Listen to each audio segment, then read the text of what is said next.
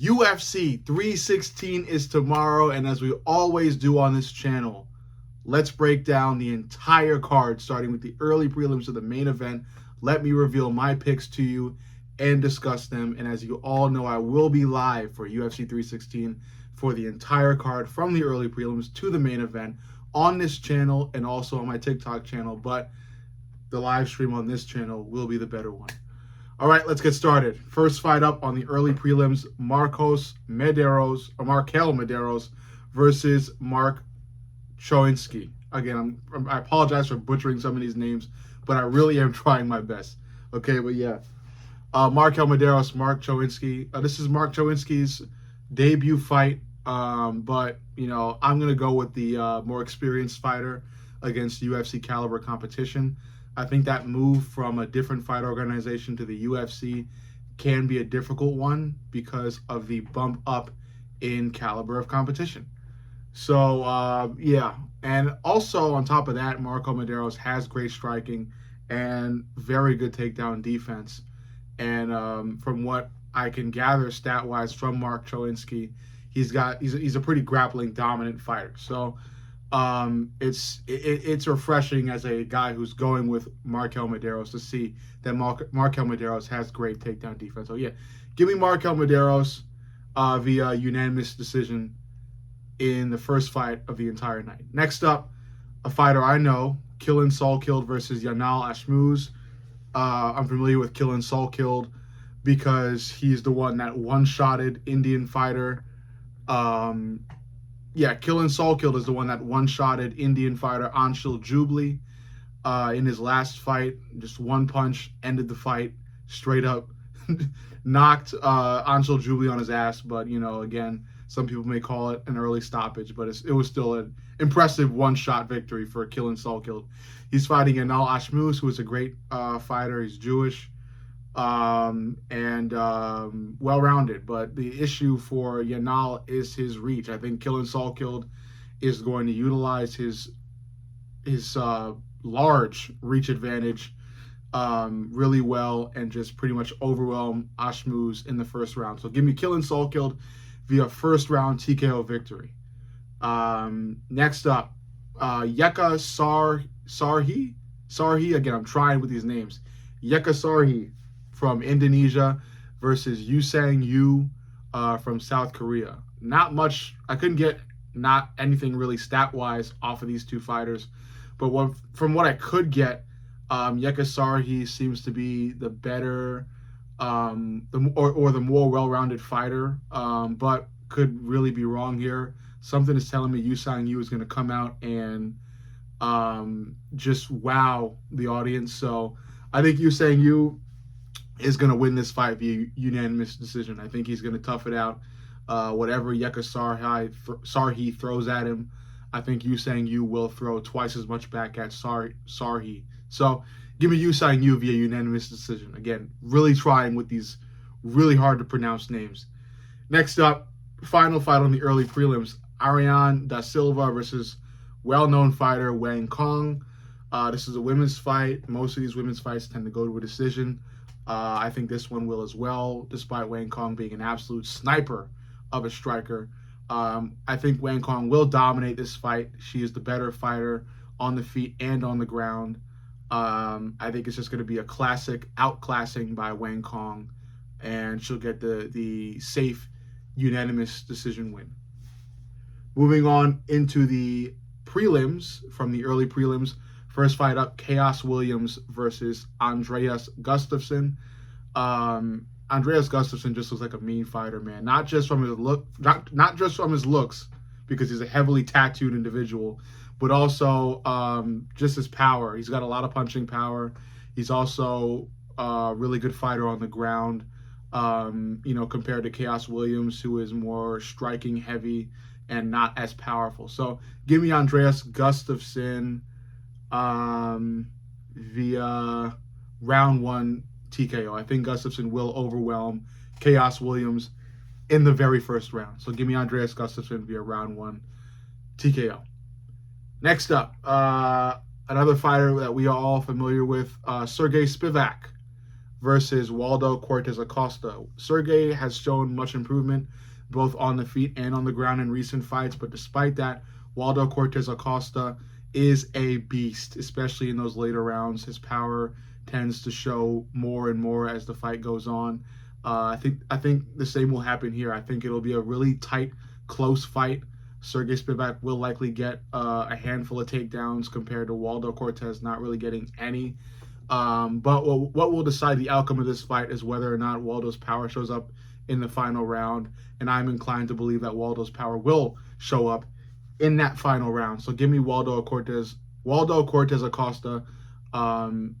Give me him winning in the final round via TKO. I think Acosta's power will show. The fight will be close, but in those few final minutes, Acosta will turn the jets on and land a number of really devastatingly powerful punches that will knock Sergey down and maybe even out. So yeah, Waldo Cortez Acosta via round 3 TKO. Next up, Azamat Murzakanov versus Brenson Ribeiro. Azamat Murzakanov is a very short individual for his division. He's 5'10" at light heavyweight, same height DC was, and DC is a UFC legend, champ. So, you know, it's not impossible for him to accomplish great things at that height, at that weight class. And, you know, I'm inclined to believe he will, given how much of a tank he is. Azamat Murzakanov has a ton of power. He's also great on the ground as well. Brenson Ribeiro is around, you know, the, I would say, average height for the weight class. He stands at 6'3". But despite that, Azamat Murzakanov, I think he's just going to steamroll over Brenson Ribeiro. But not early, though. I think it will be a bit of a war, but when it comes down to that third and final round, Azamat will turn the jets on, just like Waldo Cortez Acosta will. And he'll likely knock out Brenson Ribeiro in that final round. So give me Azamat Murzakanov via round 3 TKO just before the fight ends. Last fight on the prelims, Bruno Silva versus Joshua Van. Bruno Silva is a great fighter. I think he lost to Manel Kape simply because Manel Kape is a better fighter in general. So, you know, he's no threat to overlook by Joshua Van, but Joshua Van is such a war dog, man. He takes so much damage and just keeps moving forward, staying in the pocket, swinging back. He's such a brawler. I'm going to go with Joshua Van getting this victory via UD. Bruno Silva will have great moments, but I think that final round, or in that final round, Joshua Van is going to just outwork Bruno Silva, outpunch him, and that's what's ultimately going to give Joshua Van the victory via unanimous decision. I think Joshua Van's persistence is what's going to get Bruno Silva really tired in the third round, to where Joshua Van can take advantage and just knock Bruno Silva out, you know? So yeah, give me Joshua, or not knock him out, but just outpunch Bruno Silva and get a really safe win on the scorecard. So I'm talking maybe like 30-27 victory for Joshua Van. All right, main event time. Vicente Luque versus Kevin Holland. First fight up on the main event. Vicente Luque is a beloved fighter. I like him. He is a big name. You know, he's been in the UFC for a while. So has Kevin Holland. I'm not a fan of Kevin Holland. I even pretty much dislike Kevin Holland. It's more so because of his mental process when it comes to fighting and his career. He seems to be very lazy and unambitious, and it just kind of pisses me off a lot. But Kevin Holland has a hell of a reach, and I think he will use his very large reach advantage in his fight with Vicente Luque. I think Luque will have to grapple his butt off to stay in this fight, and I think he will do so in the first round. But in that second round, Kevin Holland is going to find a way to land a really, really powerful jab or cross that lands square on the chin of Luque, that knocks Luque out cold. So give me Kevin Holland via KO in round 2. KO victory for Kevin Holland in round 2 against Luque. Next up, everyone's least favorite fighter, Mario Bautista, will be fighting Patchy Mix. Everybody is going to be gunning for Patchy Mix to knock Mario Bautista's head off. I doubt it actually happens, though. Bautista is a tough guy, and I think he will last the full 3 rounds, but Patchy Mix will outpunch and outwork him. I think even if Bautista tries to stall at moments, Patchy Mix will be aggressive enough to get out of that crotch-sniffing cage hold that Bautista is known for utilizing. So yeah, I think Patchy Mix will break out of that and continue to just keep Bautista on the back foot and outpunch him. So give me Patchy Mix via unanimous decision. And although we won't get to see Mix knock Bautista out, at least we'll get to see Bautista take a L. So yeah, win-win. Next fight, Kelvin Gastelum versus Joe Pyfer. Great fight. A lot of people like Kelvin, and I see why. He's had some great fights, and especially legendary fight with Israel Adesanya. Despite all that, I would be so bold as to say that Kelvin Gastelum is nearing the end of his prime, or maybe even past his prime, despite him being fairly young for the fight game.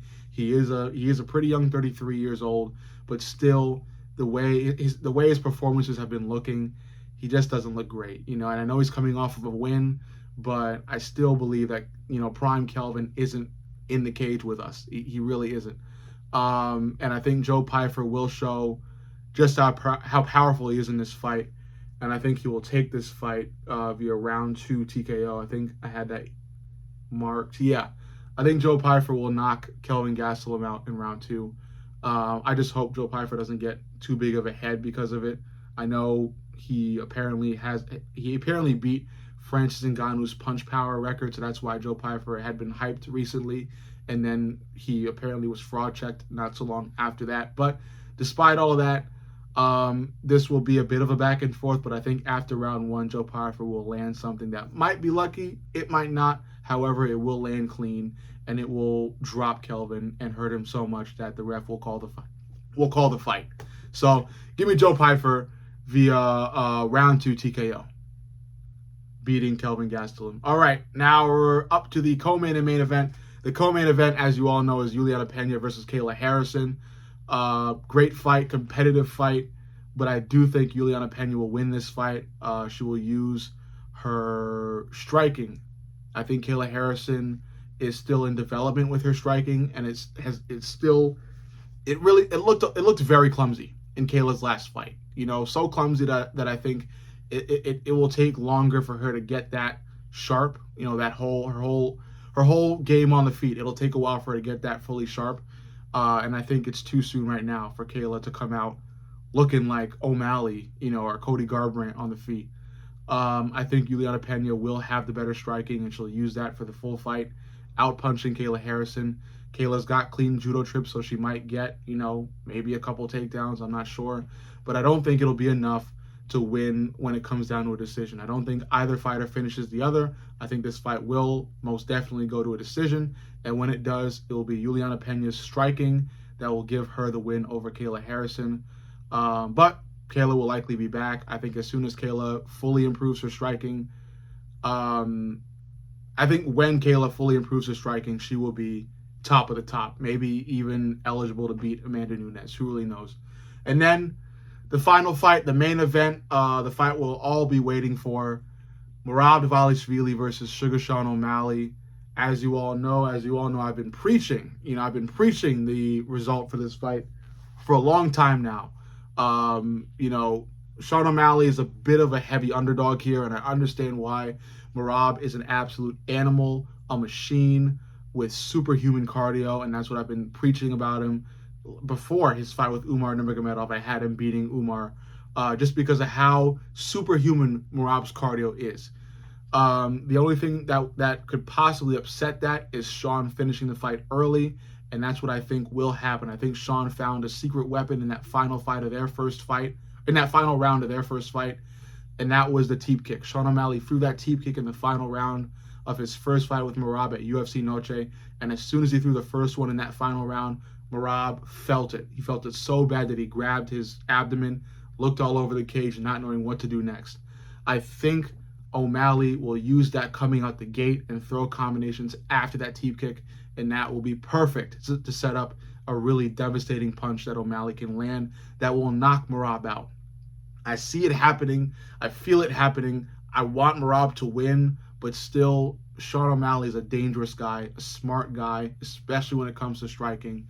And I think he will find, or catch rather, Merab Dvalishvili coming in, maybe with a teep kick, maybe with a jump knee. But I do see O'Malley finishing Merab Dvalishvili in round 2 in emphatic fashion turning the MMA world upside down.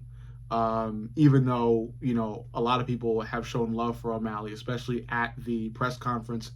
A lot of people were booing Merab, despite Merab being the heavy favorite for this fight. So I'm not sure what that really means. I guess there just were a lot of Sugar Sean fans in the crowd.